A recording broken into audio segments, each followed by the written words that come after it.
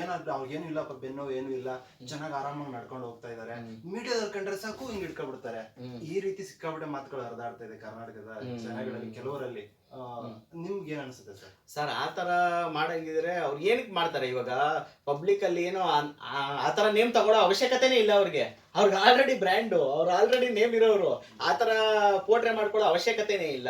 ಹಾಸ್ಪಿಟ್ಲಿಗೆ ಹೋಗ್ತಾ ಇದ್ದೀನಿ, ಅಯ್ಯೋ ನೋವು, ಅಯ್ಯೋ ಪೇನು ಅನ್ನೋ ಆ ನಾಟಕ ಬೇಕಾಗೇ ಇಲ್ಲ. ಆ ಡಿ ಬಾಸ್ ಅನ್ನೋ ಹೆಸರು ಇದೆಯಲ್ಲ, ಅದೇ ಒಂದು ಬ್ರ್ಯಾಂಡು. ಅವ್ರು ನಡೆದ್ರು ಮಾಡ್ತಾರೆ, ಅವ್ರು ಎಲ್ಲೂ ತಿಂದ್ರು ಮಾಡ್ತಾರೆ, ಏನ್ ಮಾಡಿದ್ರು ಮಾಡೇ ಮಾಡ್ತಾರೆ. ಅದೊಂದು ಹೆಸರು ಮಾಡಿ. ಅಲ್ಲ, ದರ್ಶನ್ ಅವ್ರು ಏನಾದ್ರು ಬೇಲ್ ಕ್ಯಾನ್ಸಲ್ ಆಗ್ಬಿಡುತ್ತಂತ ಏನೋ ಡ್ರಾಮಾಗಳು ಯಾರು ಮಾಡ್ತಾ ಇದಾರ ಅಂತ. ಬೇಗ ಕೊಟ್ಟಾಯ್ತಲ್ಲ ಸರ್, ಇನ್ನೇನ್ ಕ್ಯಾನ್ಸಲ್ ಆಗುತ್ತೆ? ಚಾನ್ಸೇ ಇಲ್ಲ. ಬಾಸ್ ಬಂದಾಯ್ತು, ರೆಗ್ಯುಲರ್ ಬೇಲ್ಗೆ ಅದು ಸಂಬಂಧ ಪಡಲ್ಲ ಅನ್ಸುತ್ತೆ. ಇಲ್ಲ ಇಲ್ಲ ಇಲ್ಲ, ಬಂದಾಯ್ತು, ಸಿಕ್ಕಾಯ್ತು, ಮುಗಿದೋಯ್ತು ಕತೆ, ಅದು ಅಷ್ಟೇ. ಹಳೆ ಕತೆ ಆಯ್ತು. ಇವಾಗ ಏನಿದೆ ಹೊಸದು, ಡೆವಿಲ್ ಕಪಾಲಿ, ನೆಕ್ಸ್ಟ್ ಕಪಾಲಿ ಬೇಕು. ಅಲ್ಲ, ಈಗ ಅವ್ರಿಗೆ ಬೆನ್ನು ನೋವಿಲ್ಲ ಅಂತಂದ್ರೆ, ಈಗ ಇದ್ರ ಫಾರ್ಮ್ ಹೌಸ್ ಕೂಡ ಬೆನ್ನು ಇಟ್ಕೊಂಡೇ ಓಡಾಡ್ತಾ ಇದ್ರು ಅಲ್ವಾ ಸರ್? ನೋವಿಲ್ದೇನೆ ಯಾರು ಸರ್ ಸುಮ್ನೆ ಡೌಗಳು ಮಾಡ್ಕೊಂಡು ಯಾಕೆ ಸರ್ ಮಾಡ್ತಾರೆ ಸರ್? ಆತರ ಡೌಗಳು ಮಾಡಂಗಿದ್ರೆ ಮೀಡಿಯಾದವ್ರು ಬೈತಾನೆ ಇರ್ಲಿಲ್ಲ ಅವರು. ಏನ್ರಿ ಮೀಡಿಯಾ ನಾನು ಶಾರ್ಟ್ ಆಗಿ ಏನ್ ಕಿತ್ಕೋತೀರಾ, ಅದೆಲ್ಲ ಬೈತಾನೆ ಇರ್ಲಿಲ್ಲ ಅವರು. ಸರಿನಾ? ಅವ್ರು ಯಾರಿಗೂ ಎದ್ರೋದಿಲ್ಲ. ಫಸ್ಟ್ ಆಫ್ ಆಲ್ ಎದ್ರೋದಿಲ್ಲ. ಎದ್ರಂಗಿದ್ರೆ ಆ ಥರ ಮಾಡೋದೇ ಇಲ್ಲ. ಅವ್ರು ತಲೆ ಕೆಡ್ಸ್ಕೊಳ್ಳೋದು ಯಾರಿಗೂ ಎದ್ರಲ್ಲ ಅವರು.